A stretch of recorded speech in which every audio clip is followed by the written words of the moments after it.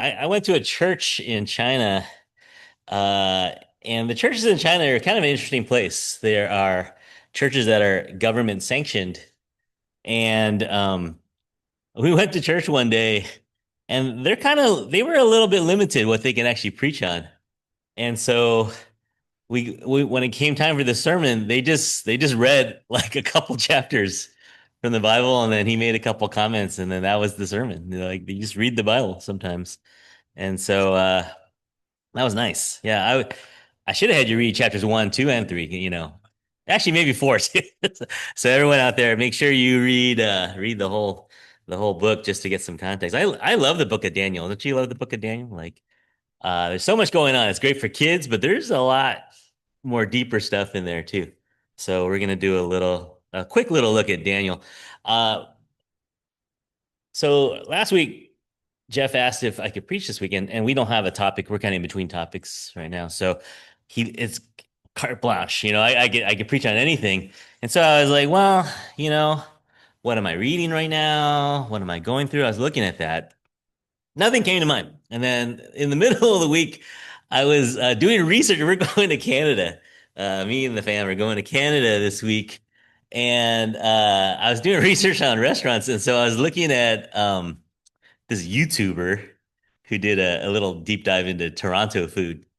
And they went to this pizza place named the Fourth Man in the Fire Pizzeria in Toronto, Ontario. So I was like, it's a sign.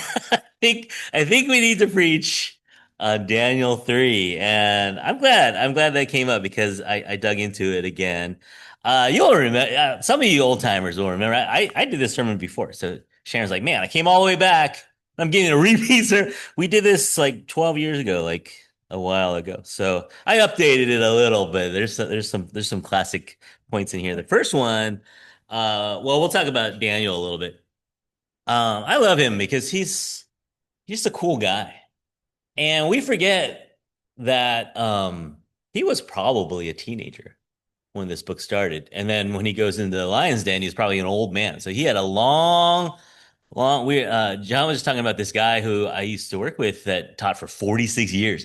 But Daniel, I think he was longer than that. He was in the ministry for longer than 40 something years. So Jeff, only 30 more years, and you can retire.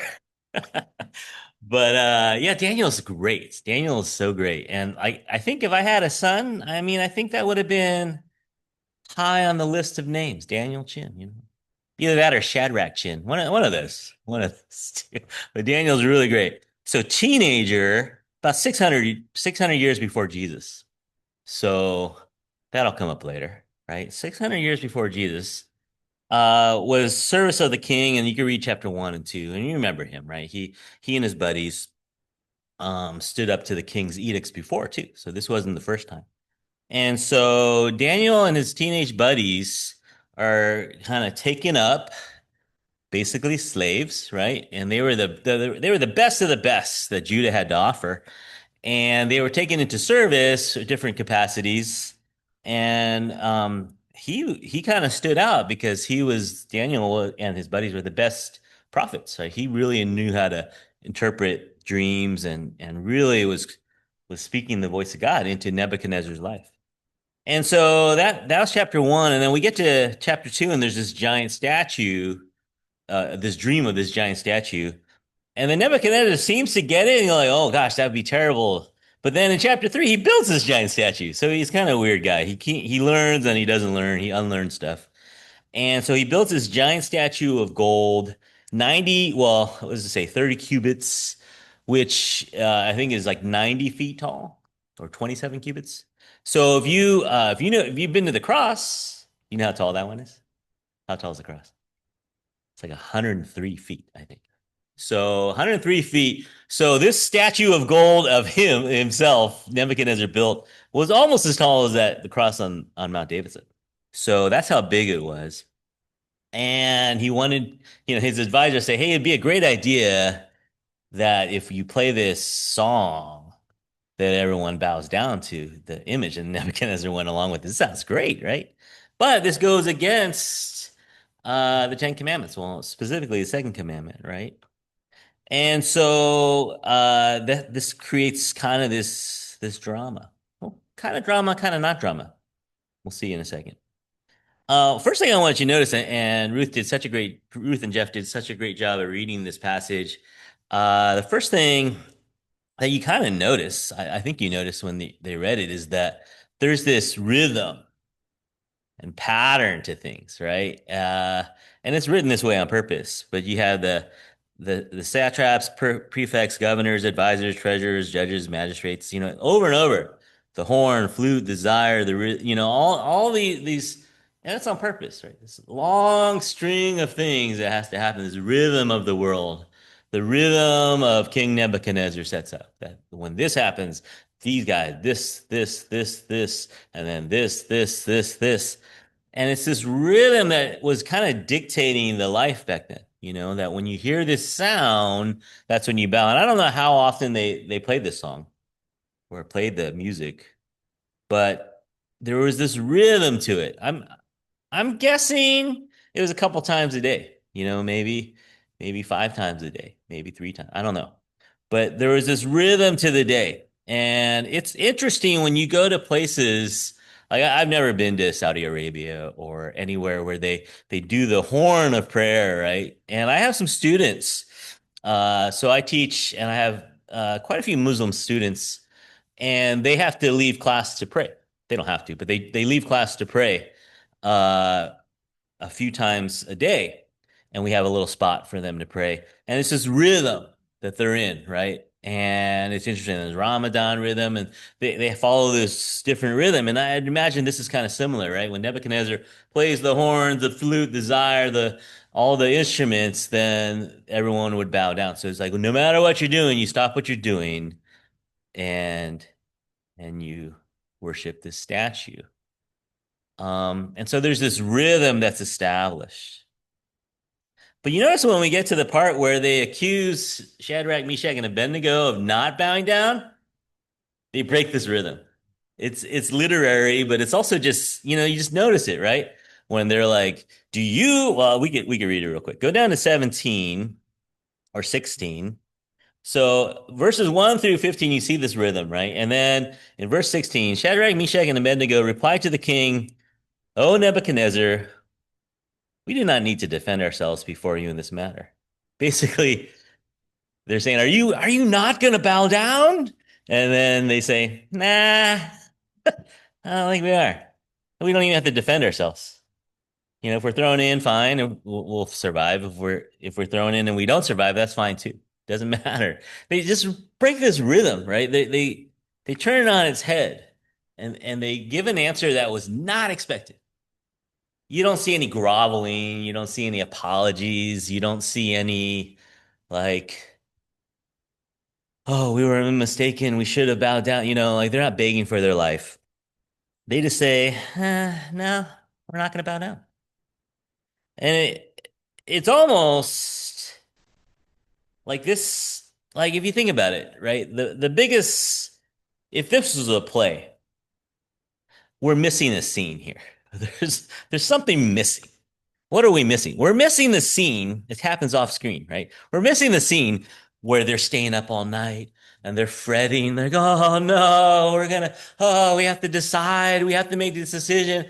But why do you think we don't see this scene where they're sweating bullets, gnashing their teeth, like, "Oh no," their families, their friends are hugging them, like, "Oh no, what are you going to do? You're going to die tomorrow. Oh no." Why don't we see that scene? Maybe because there was no scene. There was no scene, right? Maybe there wasn't the big moment. Will we decide to go gold statue, or we will go, God, like that crossroads, that moment of decision? Maybe there wasn't that moment of decision. Maybe it's kind of like, whatever happens, happens. We're not bowing down, right? And I think it's the latter, right? I think we don't see it because there wasn't much drama to it. It wasn't like they had to make this huge life-changing decision. They just said, "Oh, you guys come in here and you're in big trouble." And they're like, "Yeah, all right, we'll go in." And I love it. The decision breaker, the rhythm breakers, right? It makes you kind of think about your rhythms of the world. And And it happens from small as daily decisions, right? Like, what am I going to wear today? Where am I going to eat lunch? Um, what am I going to watch later after work? You know, those kind of the daily rhythm decisions. Sometimes we have those, right? And then it just kind of rules our life a little bit on a daily basis. And then there's like the school or work longer range rhythms, right? I love teaching. One of the reasons I love teaching is because of the calendar. I love I love it's the school calendar. There's a beginning and an end to every year, well, a school year, right? There's a beginning and end to it. I see freshmen come in and they're like 4 feet tall, and then they graduate and they're 6 feet tall. I love the rhythm of school. I just did I ever tell you this? I interviewed for a job at USF at one point to work in their school of education. And I was like, oh, yeah, this would be a change of things. So I interviewed for this job. And I sat down at the interview, and the guy goes, well, I just want to let you know this is a year-round position. I was like, year-round position? Who works year-round? Who does that? That's a thing, right? So I wanted to get up and walk out of the interview because I was like, well, first of all, no. Second of all, year-round. Who works year round? So I love the rhythm. I love the rhythm of school. I love the rhythm of the calendar. But maybe I'm at the point in my life where maybe I'm slave is a strong word, but maybe I'm so used to that rhythm that maybe I need to think about it. I don't know. Who knows, right?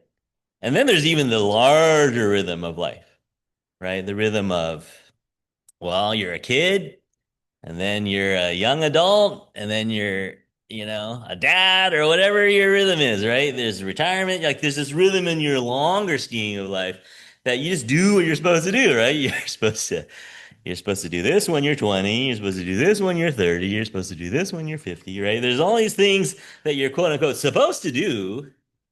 And that's this rhythm that the world says, oh, this is the satraps, magistrates, all that rhythm that we get into, and we get kind of lulled into it. Get lulled into there's this, you ever play foosball? There's there's this move where you just pass it back and forth to yourself. You go up the hill, back down, up the, they call it the sleepy. I'm pulling a sleepy on you, and you're just kind of there. What's happening? And then all of a sudden they score on you, right? So maybe that's what's happening with the rhythm is lulling us, and we're just following the horn, the zither, the lyre. Like we're just following that rhythm over and over, and we don't think about it because that's our rhythm. You wake up, you go to work, you come home, you go to sleep, you wake up, you go to work, you come home, you go to sleep. You get into that rhythm, right? And maybe we're being lulled into it, and we're not thinking, wait a minute, maybe I don't have to do this rhythm, right? And so I love this passage because you have that break in the rhythm, and God says, and they say, no, we're choosing God. And maybe that's something that we need to look at in our life a little bit, right? Maybe there's a daily thing that you can do to upset your rhythm. Wake up an hour earlier, maybe come like walk around after work for half an hour instead of just going straight home, maybe reading, maybe praying, maybe singing, something to change your daily rhythm. I don't know. It could be super tiny. It could be a 3 minute prayer, inserted somewhere in your day. Maybe it could be an hour. Maybe it could be 20 minutes. I don't know what you need to do to change your rhythm. I'm not saying you have to do anything, but maybe just to mix it up a little. If you feel like you're in the sleepy, right? You're getting lulled a little bit, and maybe your life's maybe it's a little dry, maybe it's a little, you just haven't heard from God for a while, and you just like, wait, I haven't heard from God since 2020 or whatever. Like maybe there's something that God is trying to say to you, but you're being lulled into the rhythm, and you need to break it. There's this thing that we do at this church, and Jeff's great about this, is the liturgical calendar or the church calendar, right? There's a calendar that we follow. Like we just got out of Pentecost, right? And we're kind of in this no man's land there between Pentecost and Advent. There's not a whole lot on the Christian calendar. And it's kind of cool to follow the liturgical calendar, but what makes it kind of cool is you're like setting your watch to the Bible, which I like, right? Setting your calendar to the Bible is pretty cool. And so maybe we need to keep looking in this time between Pentecost and Advent. Maybe there's stuff that we need to set alarms for. Maybe there's things we got to put on the calendar that we're not paying attention to. And maybe there's some rhythms going on here that we're not attuned to. We're not listening to them, right? You got to tune that dial. People know what radios are. You got to tune that dial. You got to find that rhythm that maybe something breaking up the rhythm that we don't notice. All right. So, what things in your life deserve time? Is there things in your life that deserve more time that you're not doing? All right. And then even in your life, like lifespan decision. You ever really do you ever wonder why Jesus started his ministry at 30 years old? 30 years old? Like let's be real, like back then that was like late middle age. You were middle ages when you're like 27. You're like, oh, I'm middle aged. Oh no, half my life is gone. Right back then. So it's kind of weird to start your life at 30, like start your ministry at 30.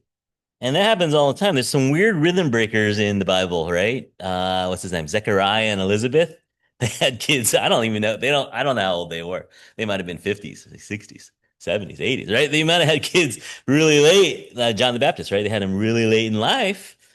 And as a rhythm breaker, Abraham too, right? Rhythm breaker. The things that you're supposed to do just happen a little differently in the Bible. And so maybe that's God's way of saying, hey, break the rhythm. You know, what you're supposed to do when you're 20 or 30. Maybe there's something different. I, I didn't know Sharon was going to be here, but I had Sharon in the sermon, right? There's some rhythm breakers in our church, right? So Sharon's kind of one of those rhythm breakers. You're supposed to be, on this certain path when you're 20 something, right? And she's on a different rhythm. And Jamie Coleman and Pira, I don't think you're supposed to join the military when you're 40. I don't, is that how you do it? I don't remember that. I didn't remember hearing about that in high school. No, they're rhythm breakers, right? They broke the rhythm of what they're supposed to do, quote unquote, supposed to do. And, there's lots of other examples that you could probably think of. Maybe there's a rhythm of your life that in the longer range of things, like we know missionaries who started missionary work when they're 60, right? Maybe you're called to be a missionary when you're 60. We know people who are I met this guy who runs a prayer ministry for kids. They're like 8, 7, and they're praying. They're in the upper room, They're not just like, dear God, thank you for this food, rubber dub dub, thanks for the grub. They're not like that guy. They're praying when they're 7, for the world. They're praying for their church. They're praying for missionaries. Like they're really praying hard for things, like just manifestational prayer. They're just praying really, really like 7-year-olds. 7-year, like, how old's Andrew? Andrew's like 7. Andrew's 8. I don't even know how. Like young kids praying really serious things, like the stuff that we were praying for. They're at the next level. They're praying for the world to change. They're rhythm breakers, right? That's not what you do when you're 7. You're 7 and you're supposed to make crafts and you're supposed to eat s'mores and stuff like that. But these kids are affecting change through God. It's pretty cool. And so just think about your life rhythms. Do you need to consider breaking it? I'm not I'm not example of this. I'm just saying that maybe there's something in the longer range. So there could be a daily thing you're doing. There could be a yearly thing that you need to break. There could be a lifetime thing that the rhythm of your life that might be a little different if you change one little thing. Now, we talked about a second ago that these guys probably didn't just all of a sudden become faithful at this moment when they needed it, right? These guys have been rhythm changers for a while. We read about it in Daniel chapter 1, where they only ate vegetables instead of the rich foods the king wanted to give them, right? They're already rhythm breakers there. But I'm guessing that they were rhythm breakers for long before that, even. They had a lifestyle of rhythm breaking that they weren't tied into a certain life plan. I don't think they had a 10-year plan when they got taken into captivity. I think they were just on this. We are rhythm breakers. We're just following God. Whatever comes out, we're going to follow that. And so, who knows? Maybe the decision that you need to make isn't now. Maybe it's later, right? Maybe there's something coming later. But like these guys, I don't think you want to wait to the moment you're standing before the fire to make that decision. Maybe it'd be great if we had already lived that lifestyle where it wasn't even a decision to make, where you're there and it's just another day. Rhythm breaking is in your DNA, right? You're already a rhythm breaker. So when God asks you to do something difficult or scary, it's not difficult. It's not scary because you're so used to rhythm breaking. It's such a part of your lifestyle. It's just another day of the office for you, right? Rhythm breaking is just something you do. All right. So it's kind of this passage. It's exciting because there's the fire, but maybe the fire is the least important part of this thing. Right? Maybe the actual exciting part of this story is the decision, right? It isn't the outcome, it's the decision. Um, like you think about it, right? There's times when this happens with Abraham and Isaac, right? Remember on the altar, hey, you're supposed to kill your son, kill your firstborn son, and gets him up there. It isn't, I mean, the outcome is important, right? We need Isaac, right? The outcome is important. But the real drama in that passage is the decision, right? The decision is the important part. David and Bathsheba, not a great example, but was it the outcome that really mattered or was it the decision that was more important, right? The outcome, I mean, he got away with it. So the outcome wasn't really the big part. The thing that God wanted to show us through that passage is the decision, good or bad, right? And so I think through the Bible, and again, I think we've talked about this before. The Bible's not a rule book, right? It's not a playbook. It's really more of a example book, right? Where you see these people, and time again, you see where it's the decision that matters more than the outcome. And so for these guys, I don't think the fire was that big of an issue for them, honestly. I mean, it's exciting. It makes it exciting. The end of it is exciting. But I think in terms of what we're supposed to learn out of this, I don't think the fire really, it's just narrative at that point. But I think the thing that we're supposed to look at is the decision. And it doesn't even happen in the text. It happens off screen, right? So maybe that's a rhythm breaker strategy is that it's not the outcome that we need to worry about. The outcome will take care of itself, right? God will take care of that. But it's the decision making that God cares about most. I've told this story before. I don't know why I like this story because it's so sad. Okay, so I was at this missionary conference, and this is back when I was younger and poorer, like much, much, much poorer. So I was like a new teacher, $27,000 a year salary for teachers back then. I figured I did the math. It was like $13 an hour with the master's degree, making 13 bucks an hour. So I was teaching, and so I don't know why, but we went to this conference in Santa Cruz Mountains, and so before we go, I went to the ATM, and I don't know why, but I pulled out all the money I had. I forget why I did that. I pulled out all the money. So I like $280. Like a lot. I pulled out like I think I needed it for something. I forget why I had it there. So I pulled out this at the time, a lot of money. Still a lot of money. But I pulled out a couple $100, right? And I had it in my wallet. And then we were there and I was in this small group and this missionary, and she had come back from Asia, but she was living in Canada.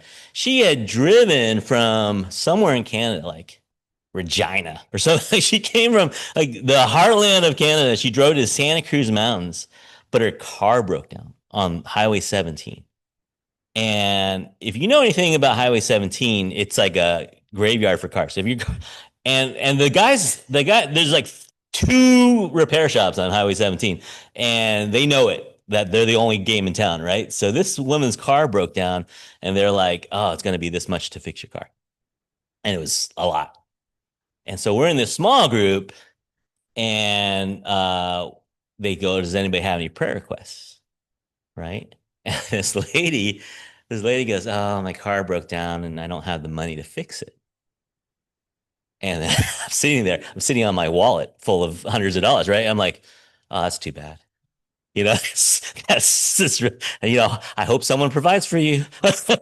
Hope God provides for you somehow. And then at that moment, I just, you know when you're wrong and you just know you're wrong. And I'm just like, I was like, surely, God, you must have something else in mind for this woman, right? Surely you will provide for her. And then, it's just one of those moments. I was like, oh no, why did I go to the ATM? That was a real dilemma. That was a real dilemma at the time. Of course it worked out. And of course I gave her the money, right? But it was just like one of those moments where the outcome. I'm sure someone would have provided for her. I'm sure. There are probably some big ball. There's some computer engineers there. There are some big ball. There's probably some doctors at this conference. And I know God would have provided for her. But at that moment, I got to be part of it, and I got to, do something. And it isn't the outcome because I think the outcome would have happened no matter what. The outcome would have been the same whether I'm a part of it or not. But the fact that I got chosen to be part of this was kind of cool. And again, here I am talking about it 30 years later, right? So the decision matters. The outcome, who cares? God's going to take care of it. But the fact that I was able helped to make a decision like that is pretty cool, right? And so I think that's what we take away from this fiery furnace. That the outcome schmoutcome. And that's what these guys said too. They go, all right, throw us in the fire. If we live, that God's real. If we don't survive, God is still real. They just lay it out like that. And it's not the outcome, it's the decision. And so they make it. All right. So then we get to the part that you all been waiting for. What's gonna happen to them? They're tied up. And just for drama, he says, stoke the fire 7 times hotter than normal. What difference does it make? What actual difference does it make if it's regular super fiery or 7 times super fiery? It doesn't matter. It doesn't matter. So he flames it up. And I never heard that translation before. That mighty men of valor. These are the top of his army, right? And they bound him up. I'm imagining, like, if I'm the director of this film, I'm imagining guys and their shirts are off. I don't know why, but their shirts are off, right? Their muscles are bulgy. They're these huge guys, and they're just picking them up like this and then throwing them in. I don't know. I don't know. But they're mighty men of valor, right? There's these top of the top soldiers, and they throw them in, and as they're throwing them in, they get blown up themselves. So this fire's way too hot. Like on the side of the furnace, it says, "Do not do more than 4 times hotter than normal." Right? There's like a warning label on the side of the furnace, but they ignores all that, puts it up 7 times. They open the door and they get blasted. They throw them in. Now, this is kind of part of the story that sounds almost fairy tale like, almost mythical, right? But I'm going to go with it because I don't think this is symbolic. I think this is actually happening, right? Throws him in there. Jeff did a great job of the reading where it's kind of like, wait a minute. Didn't we only throw 3 guys in there? There's a fourth dude walking around in there. And he looks like the son of a god. So what does that even look like? First of all, how can you look inside? But then you see something, and he had some kind of aura, or he had like a protection bubble. I don't know exactly what happened in there, right? But somehow they're able to look in there and they see 4 figures in this fire, not being consumed by it, but the ropes are burnt off because they were all tight. They're walking around now. They're chilling.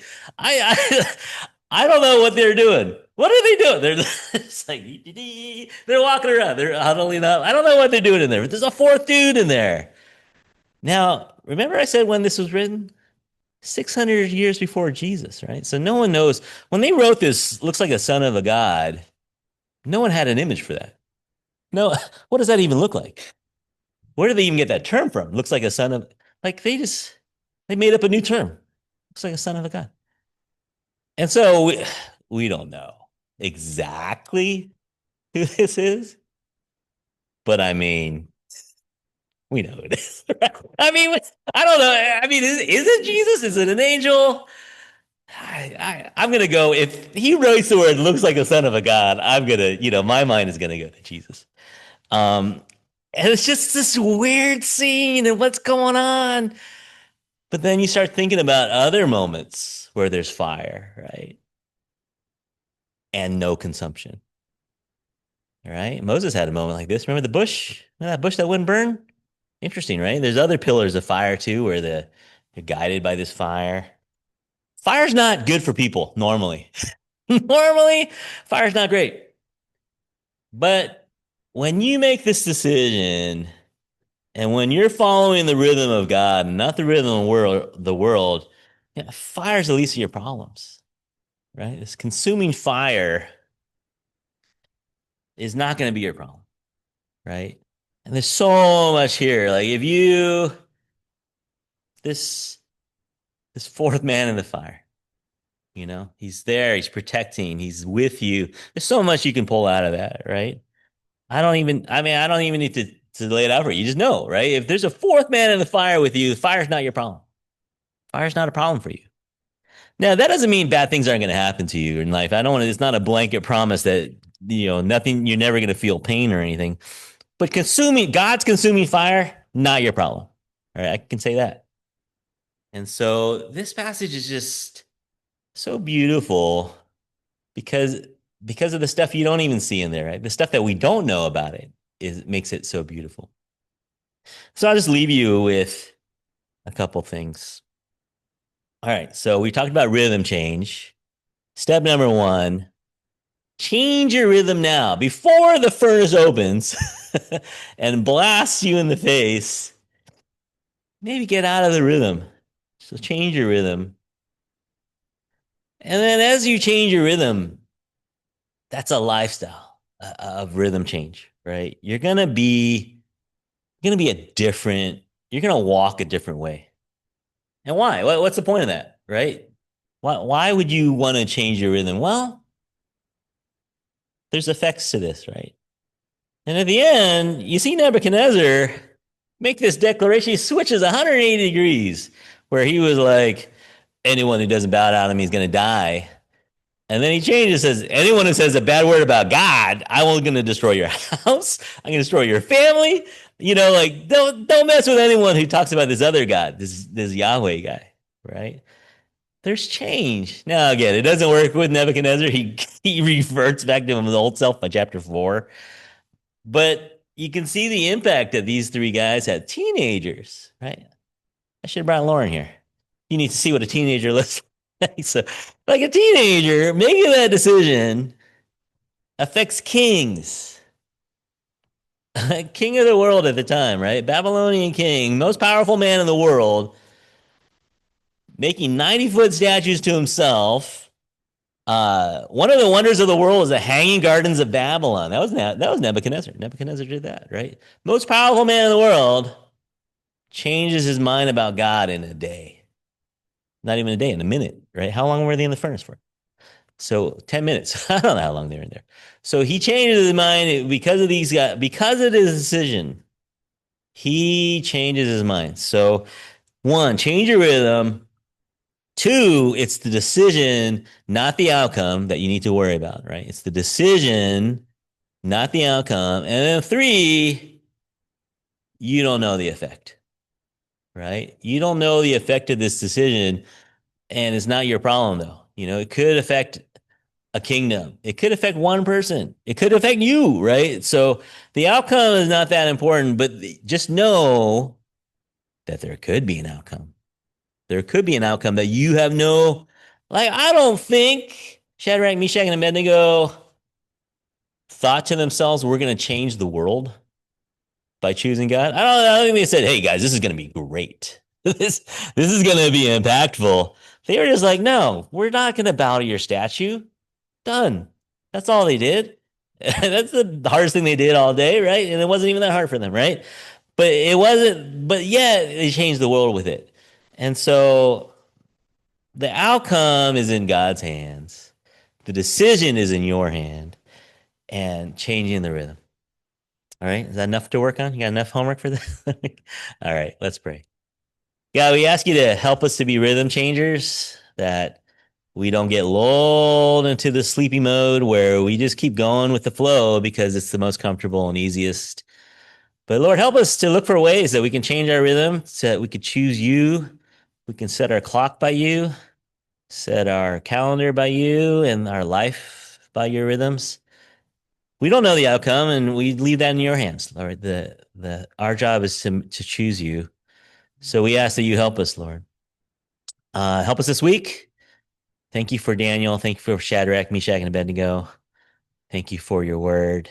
And just thank you for your grace that comes to us. Even though we make bad decisions all the time, we pray that you're going to use our decision making and our rhythm changing for your glory. I pray in Jesus' name. Amen.